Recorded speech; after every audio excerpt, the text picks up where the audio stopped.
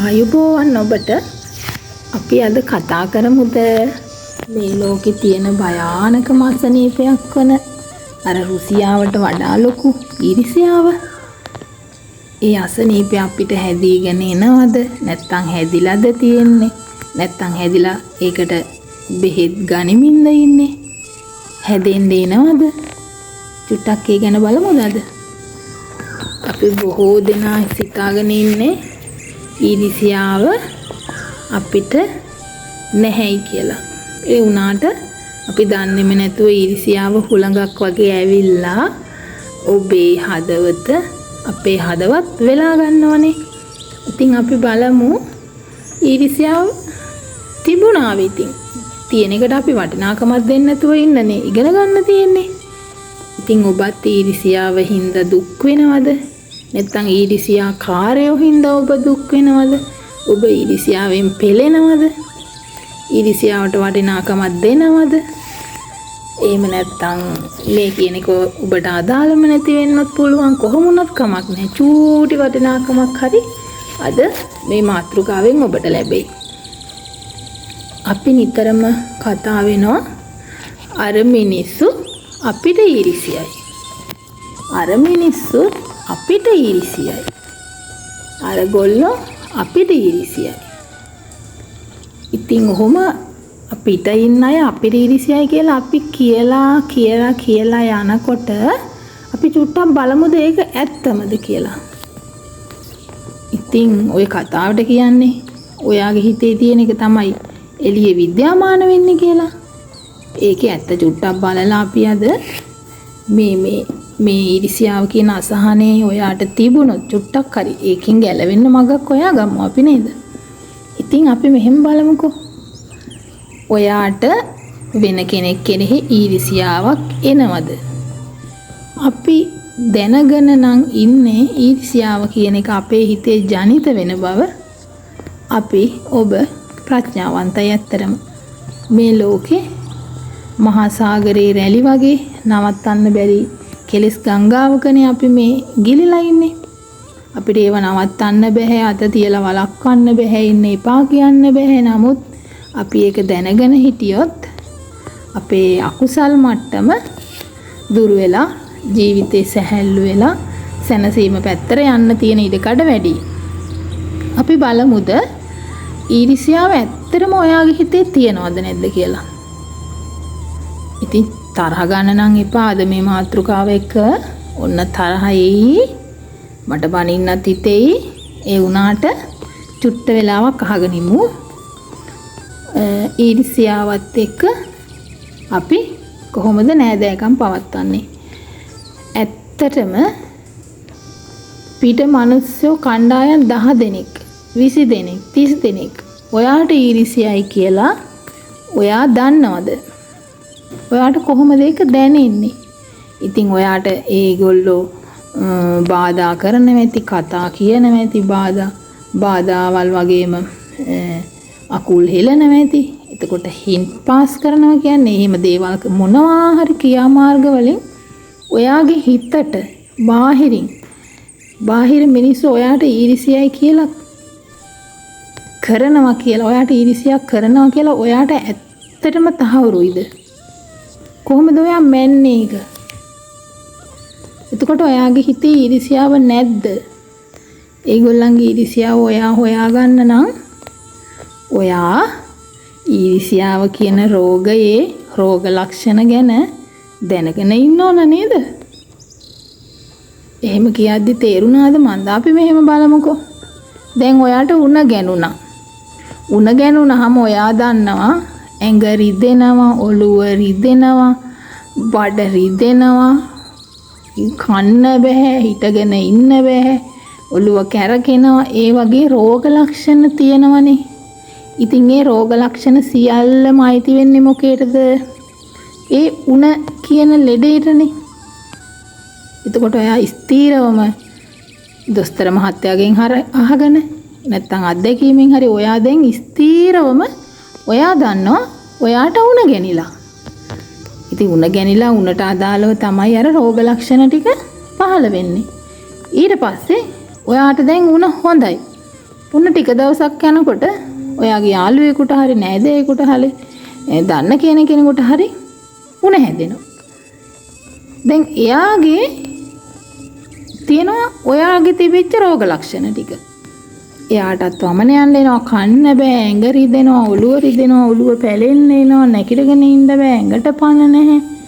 ඉතින් එතකොට ඔන්න ඔයාට ස්ථීරවම කියන්න පුළුවන් වෙනවා යාළුවේ ඔයාට ඔය උණ ගැනීලානේ තියෙන්නේ. ඒ ඉතින් ඔයාට කලින් උණ ගැනෙද්දි ඒ අත්දැකීම් ටික ඔයා අත්විඳනේ. ඉතින් ඒක ස්ථීරයිනේ. ඔයා අඳුරනවා එතකොට උණ ගැනුනහම තියෙන රෝග ලක්ෂණ ටික. ඉතින් ඒ රෝග ලක්ෂණ ටිකත් අනිත් කෙනාට හැදුනාම ඔයාට බය නැතුව කියන්න පුළුවන් එයාට උණ ගැනිලා කියලා. මම හරිද? එතකොට ඔයා ඒ ලෙඩේ අසනීපේ රෝග ලක්ෂණ අඳුරන හින්දා ඔයාට හැදිලා තියෙන හින්දා අනිත් කෙනාට හැදෙද්දි ඔයා අඳුරනවා වගේම තමයි පිටින් ඔයාට කෙනෙක් ඊර්ෂ්‍යා කරනවා කියලා ඔයා ස්ථීරවම කියනවා නම් අනිවාර්යයෙන්ම ඔයාගේ හිතෙත් ඊර්ෂ්‍යාව කියන ලෙඩේ කලින් හැදිලා තිබිලා තියනවා නේද? නැත්තම් කොහොමද ඔයා එයාගේ හිතේ තියෙන ඊර්ෂ්‍යාව ගැන දන්නේ? දැන් එයාගේ උණ ඔයා තහවුරු කරේ රෝග ලක්ෂණ වලින්. ඒ වගේ ඔයාටත් ඊර්ෂ්‍යාව කියන ලෙඩේ හැදිලා තිබුණු නිසා තමයි එයාටත් හැදිලා තියෙන ඊර්ෂ්‍යාව කියලා ඔයා අඳුනගන්නේ. මම හරිද මන්දා? මම හිතනවා හරි කියලා. ඉතින් මට කියන්න ඕන උනේ මේ ඊර්ෂ්‍යාවෙන් එයාටවත් මටවත් ඔයාටවත් අපි කාටවත් ගැලවෙන්න නම් බෑ. අපිට තියෙන්නේ මේකෙන් මිදෙන්න. එහෙම නැත්නම් ඊර්ෂ්‍යාව වගේ තියෙන කෙලෙස් එක්ක තියෙන කනෙක්ෂන් එක කොහොමද තියාගන්නේ? කොහොමද වටිනකමක් දෙන්නේ? කොහොමද නොදෙන්නේ කියන එක අඳුරගන්න තමයි. ඔන්න බලන්න. ඔයාට මම මතක් කරන්නම්. ඔයාට දරුවෝ ඇතිනේ. එතකොට ඔයා තනියම හිතලා බලන්න දරුවෝ ඉගෙන ගන්නවා. අපි හිතමුකෝ දැන් විභාගයක්. ඒ දරුවන්ට විභාගයක්. දැන් ඔයාගේ සිතේ නැද්ද අනිත් දරුවන්ට වඩා මගේ දරුවට අනිවාර්යයෙන්ම ලකුණු වැඩියෙන් ගන්න ඕන. එහෙම නැත්නම් විභාගෙ හොඳින් පාස් වෙන්න ඕන. කොහොම ප්‍රාර්ථනාවක් නැද්ද? නැති වෙන්න විදිහක් නැහැ නේ. එහෙනම් ඉතින් ඒක දෙමව්පියෙකුගේ යුතුයකමකුත් නෙවෙයිනේ. තියනව නේද? ඒ ප්‍රාර්ථනාව අපි චුට්ටක් විග්‍රහ කරමු බලන්න. ඒ ප්‍රාර්ථනාව හොඳයි. එහෙම තියෙන්න ඕන. ඒකට චූටි ආත්මාර්ථකාමීකමකුත් ගැට ගැහිලා තියෙනවා. නැතුව නෙවෙයි. එතකොට අපි බලමු ඊර්ෂ්‍යාව, ආත්මාර්ථකාමීකම මේ වගේ දේවල් අපිට ගැළපිලා ඇතුළට එන්නේ කොහොමද කියලා. ඉතින් මෙහෙම බලන්නකෝ. දැන් ඔයාට පුළුවන්ද ඔයාගේ දරුවා විතරක් හොඳට පාස් වෙලා අනිත් දරුවෝ පාස් නොවිලා තියෙද්දි ඔයාට සතුටු වෙන්න පුළුවන්ද? පුළුවන්. ඇත්තටම පුළුවන්. එතකොට අපි බලමු එහෙම සතුටු වුණාම, එහෙම නැත්නම් එහෙම අනිත් දරුවෝ පේල් වෙලා ඔයාගේ දරුවා පාස් වුණොත්, ඔයා එහෙම ප්‍රාර්ථනා කෙරුවොත්, ඒ ප්‍රාර්ථනාව අනුව ඒ සේරම සිද්ධ වුණොත් මොකක්ද වෙන්නේ කියලා ඔන්න බලමු. දැන් මේ ලෝකේ අපි හිතමු ලංකාවේ කියලා අපි හිතමු කෝටි 10ක් ලියනවා විභාගයක්.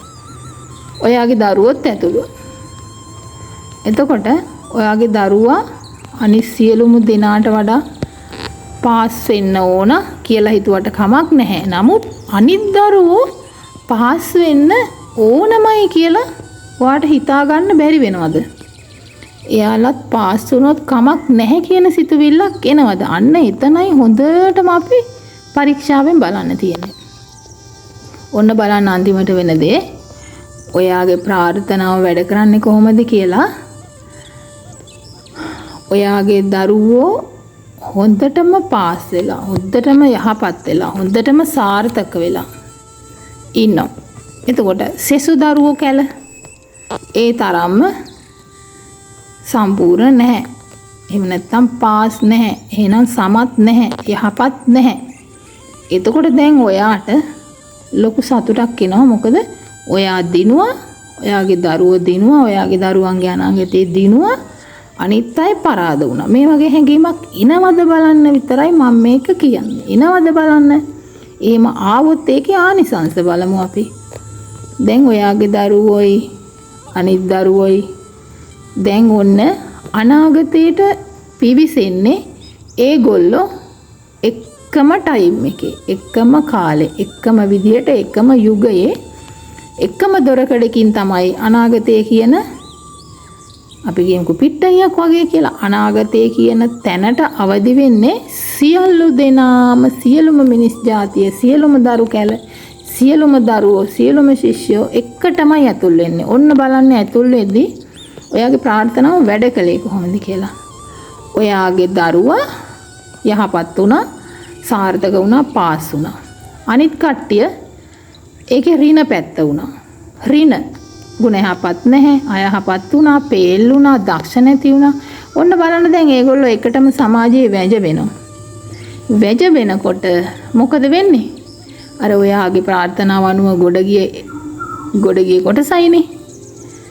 ඒ කොටස අර දුර්වල කොටසත් එක්ක එකට ගැටෙද්දී එකට ප්‍රශ්න එනවා. එකට ගැටෙනවා, එකට අඬනවා, එකට ඇඹරෙනවා. මොකද සමාන මට්ටමකින්, සමාන විදිහකින් ඒගොල්ලෝ ගොඩ නැගුණේ නැහැ. එතකොට ඔයාගේ දරුවා විතරක් පාස් වෙලා තිබුණොත්, ඔයාගේ දරුවා විතරක් යහපත්ව හැදිලා තිබුණොත්, ඔයාගේ දරුවෝ විතරක් ගුණාත්මක වෙලා තිබුණොත් ජීවත් වෙන්න තියෙන්නේ අර සියලු දෙනාම ඉන්න සමාජ තලයේ නේද? එතකොට ඔබේ ප්‍රාර්ථනාව අනුව අර දුර්වල සමාජයේ අනිත් පිරිසත් එක්ක ඔබේ දරුවා ගැටෙනවද නැද්ද?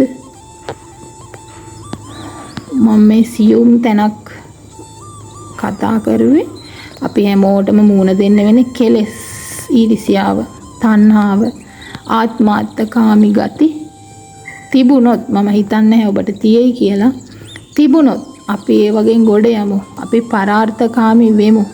සියලු දෙනාටම එකට සෙතපතමු. එහෙම පරාර්ථකාමී වෙලා එක්ක හැංගීමෙන් විභාගයක් නම්, සමාජයක් නම්, කිසියම්ම සමාජ තලයක, කිසියම්ම සිදුවීමක සියලු දෙනාටම එක වගේ හරියන්න ප්‍රාර්ථනා කරමු අපි.